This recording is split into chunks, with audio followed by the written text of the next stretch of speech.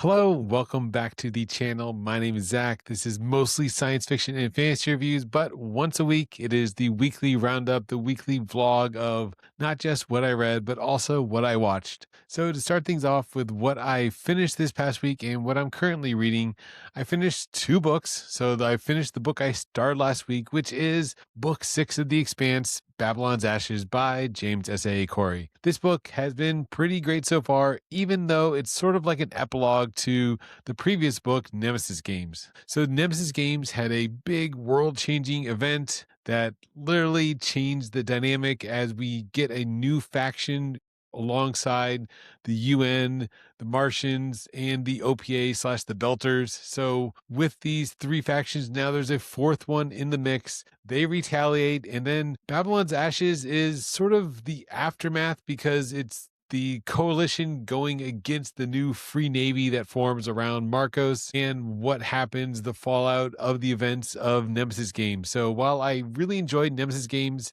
I think Babylon's Ashes is a little bit lower to me because it just felt like just the resolution of that plot line, which was spanned over two books. And between both of these books, we haven't seen much of the proto-molecule, so it's been an okay ride so far.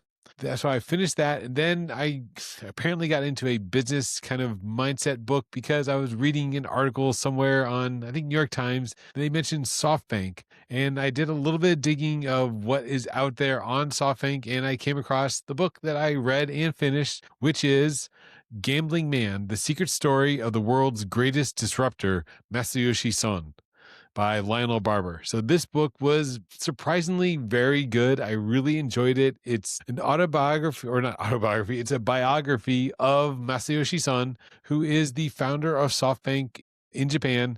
And his life story is pretty crazy because to start off, it is sort of a rags to riches story, and it's also the story of an outsider and that disruptor that's in the title. Because Masayoshi-san is a Zainichi, which is he's ethnically Korean but born in Japan. So he has that outsider status growing up as an ethnic minority in a mostly homogenous society like Japan.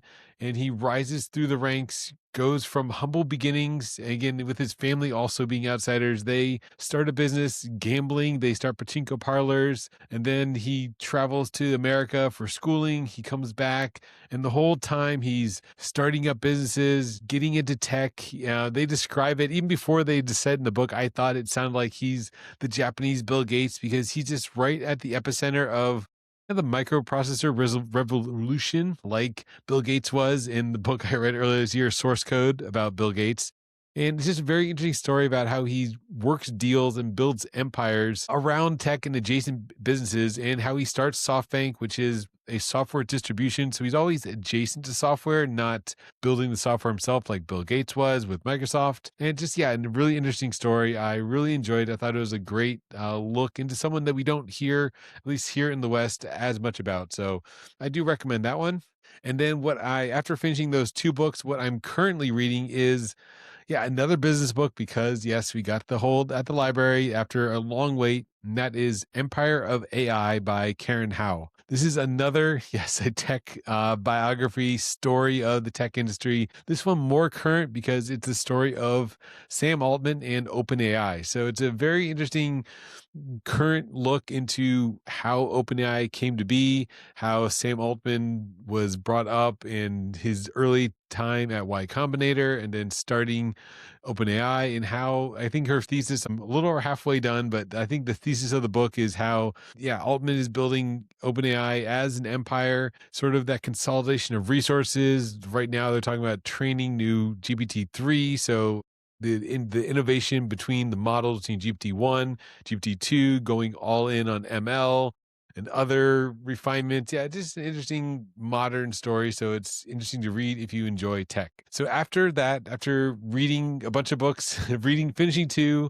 and halfway through one, we also, because this is winter break, have watched a ton of movies. So I'm moving now into the movie section of this vlog weekly update because we watched a ton, being off, all of us at home and off for the Christmas and New Year's break. So first one that I caught up and finished was Caught by the Tides by Jia Jiangke. So this is a Chinese film, and I heard about this from, yes, the New York Times. It was on one of their lists of notable movies of the year, and it's sort of like a documentary, but sort of like a drama. But the interesting part about it is the filmmaker, Jia, he filmed this over 20 years ago, so it has this archival footage that he shot, I think probably related to another project, but the way he cuts it and frames it, it tells a story of this character who never speaks, who I think the actress is his wife. So he was documenting her 20 years ago. But as it's all this footage assembled together, it tells the story of like modern China and the changes that go through the country. It's a glimpse of, this archival 20-year footage as we follow the changing landscape of the country and our main character as she kind of floats through. She's like looking for her boyfriend. The plot didn't really make a ton of sense, and especially maybe because there's also no dialogue, but it does track her journey, and her journey also tracks the country. So interesting. And then next up, what I watched and absolutely love. So this year I've been on a Johnny To kick. Johnny To, the director from Hong Kong, and after seeing a couple of his movies, I think the pinnacle of what I watched this year, and maybe in total of his film career, after watching stuff like Running Out of Time and Breaking News, what I watched this weekend was 2006's Exiled. And this one was absolutely great. I loved every minute of it. I thought it was a masterclass of that classic, late 90s, early 2006, that golden age of Hong Kong cinema. It's gangsters and their shootouts and the cinematography and the pacing. I think the story just keeps flowing, and great cinematography with the bullets flying, and the two sides of the gangsters, they kind of come together. They're this band of brothers, and it's just a masterclass of filmmaking. I think it's on my list of top movies of the year, which I'll do in another video. But I really, really enjoyed Exiled. The cast of characters, the actors, you've got Anthony Wong, Francis Ng, Ray Chung, Lam Sweat, Nick Chung, Simon Yam, Gordon Lam, all these heavy hitters, and also a lot of Johnny To's films. But Johnny To at his best, Exiled, really highly recommend that one. And then switching gears a little bit, the next one we watched was out of Japan, and that's Sion Sono's 2014 Tokyo Tribe. This is a rewatch for me, and for some reason, I think I had the songs just, for whatever reason come into my head, and I thought, I need to get my wife to watch this.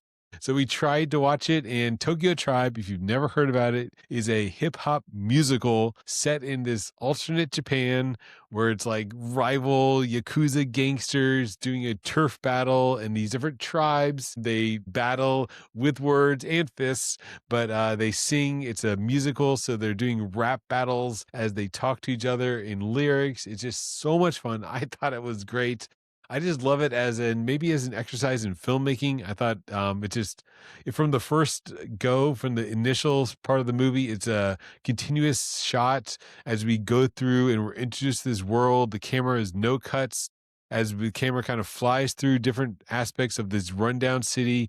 And the whole time, different people appear in the frame and start rapping like the lyrics, and they're narrating. The narrator, MC Show, is narrating it via song, and then we'll go meet a character and they start rapping a verse. Then another character will come in as the camera moves around. It's just really great. I thought it was a lot of fun, a very kind of experimental film, but experimental as a rap musical. So tons of fun. I think Tokyo Tribe is great, and it was a rewatch for me. And then next up on Christmas Eve, so on the 24th, we watched Home Alone 2, Lost in New York from 1992. This is our throwback Christmas Eve movie, Home Alone 2. I think maybe this is influenced by social media, but maybe better than the first movie because it establishes the same formula of Kevin McAllister getting lost by his family. So we do get the repeat of that from the first film, but the same villains, the same characters, but we expand the cast a little bit. We expand the setting from not just the McAllister house, but to the Plaza Hotel in New York. So he travels around New York. He goes to his uncle's place. It's a lot more fun, a lot more action, but it's a guilty pleasure, maybe you could say. Home Alone 2, Lost in New York. Next up, I watched an American film, 2025's Eternity, and this is that like romance comedy. I guess you could call it a comedy. It has funny parts, but it's more of a drama. don't know if I call it like a romantic, not romantasy, but yeah. Anyways, it's Elizabeth Olsen, Miles Teller, and Caleb Turner, who is I only know him from the brother of Newt Scamander in Fantastic Beasts and Where to Find Him. But yes, he plays the what is this is it's a love triangle, but the twist is they're all dead. So they're in like this limbo holding zone, and Elizabeth Olsen's character has to choose where she's going to spend eternity as the per the title. And she has to decide, does she want to spend eternity with her lifelong husband that she's been married with for like 40 years, or her first love, Caleb Turner's character, who went off to war, the Korean War, and died serving his country. So it was her first husband that she only had like a brief fling with. So she has that kind of admittedly cliche storyline of, is it that first love or the enduring love, the person that was by your side through thick and thin, and which do you choose? And yeah, you just play out that emotions. I think you could always see where this is going. Of course, she tries out the flame early honeymoon phase, but then of course the spoiler that yes, she realizes that Miles Teller's character that was by her side and has her best interest in mind is the one that she wants to spend eternity with. So that was eternity. That was the spoilers for it.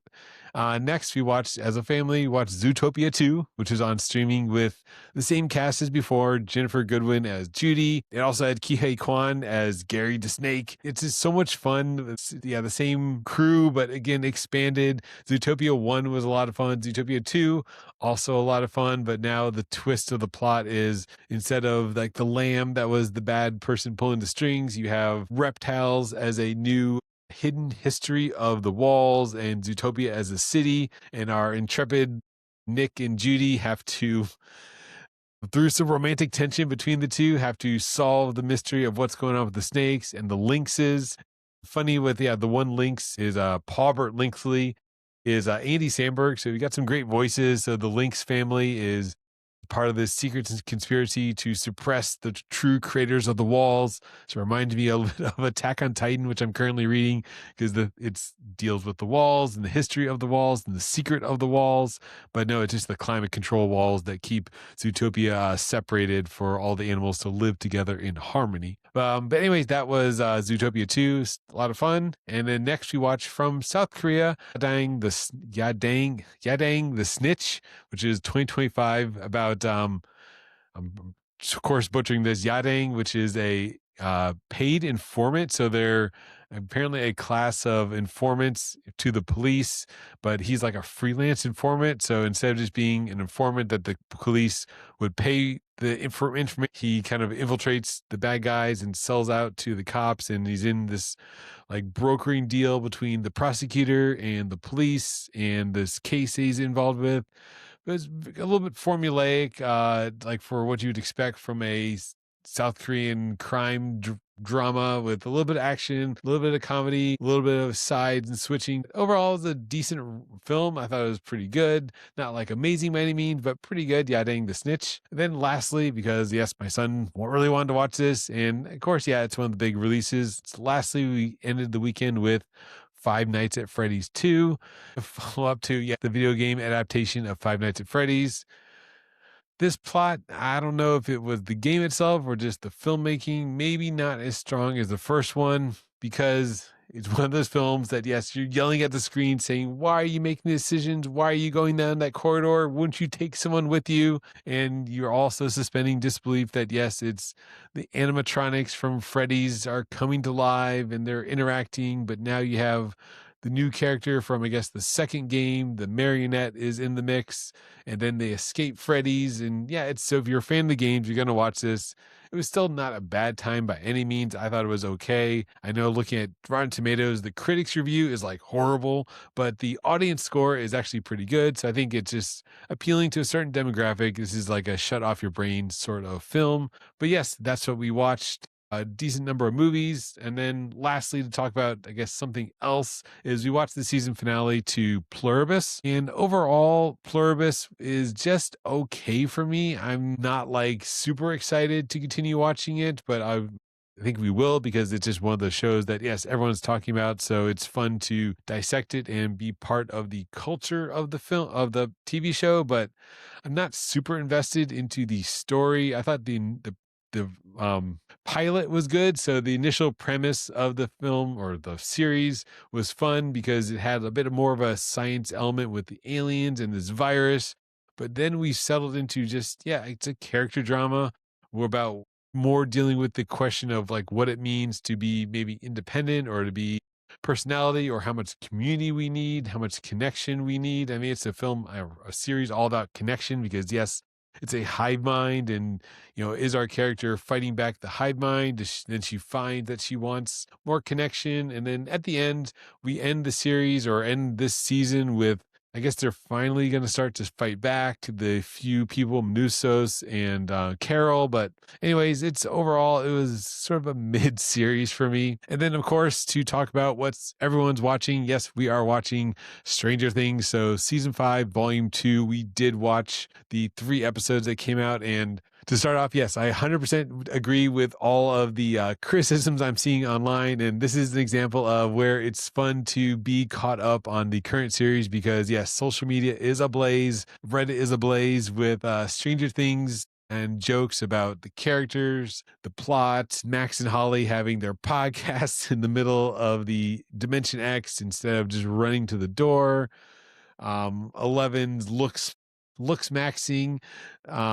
So there's just a lot of questionable choices. 11 in the wetsuit for like every episode. Questionable choices. It wasn't horrible, but I understand the jokes and the criticism. It definitely could have been better, because where do we go from here? We just have the finale to go. I can't believe that was how episode 7 ended. Like, nothing is still resolved. Nothing, I mean, not nothing happened in these 3 episodes. A little bit happened, but not a whole lot to advance the plot to a satisfying conclusion. So I'll be honestly surprised if they stick the landing, but I'm not really holding my hopes up too high at this point, because I just can't imagine how they resolve everything for the entire show, everything that's going on in just, I mean, I know it's a movie, it's like a 2.5 hour movie, but in 2.5 hours, you can resolve everything with Vecna, with all the kids, with the Upside Down, with everything, and make it, I feel like we should have progressed the plot a little more in episodes 5, 6, and 7 here in part 2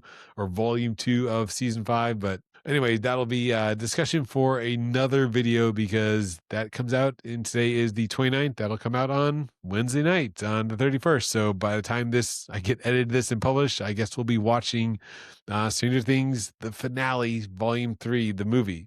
So that's what we watched this year. I will do a video, if I haven't shown up already, on my top movies of the year, because looking at my Letterboxd, we watched a ton of movies. As you saw just this week, we watched 1, 2, 3, 4, 5, 6, 7, 8 movies this week with the holidays. But we watched over 200 films this year. So I will rank my top 10. I will rank my top 10 books. If you haven't seen a top 10 fantasy books that I read this year, do check that out. I read some bangers this year, some really great books that I had a lot of fun with, and movie wise, I had a lot of fun with a bunch of movies this year. So I will see you on those other videos. Thanks for watching this video, and happy holidays and happy new year, because this is the final days of 2025. See you in 2026. Bye.